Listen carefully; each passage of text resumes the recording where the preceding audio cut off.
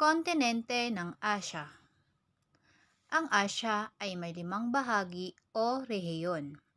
Ang Hilagang Asya, Timog Asya, Kanlurang Asya, Silangang Asya, at ang Timog Silangang Asya.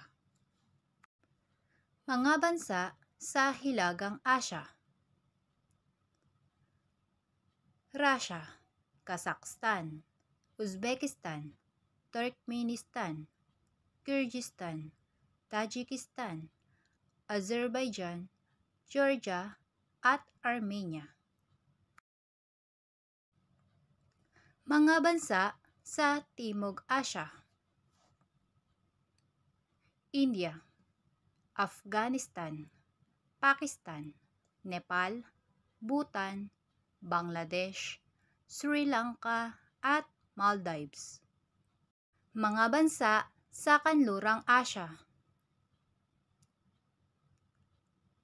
Saudi Arabia, Iraq, Iran, Kuwait, Bahrain, Qatar, UAE o United Arab Emirates, Yemen, Oman, Turkey, Syria, Cyprus, Lebanon, Israel, Palestine, Jordan, at ilang bahagi ng Egypt. Mga bansa sa Silangang Asya: China, Mongolia, Japan, North Korea, South Korea, at Taiwan. Ang Macau at Hong Kong ay probinsya lamang ng bansang China.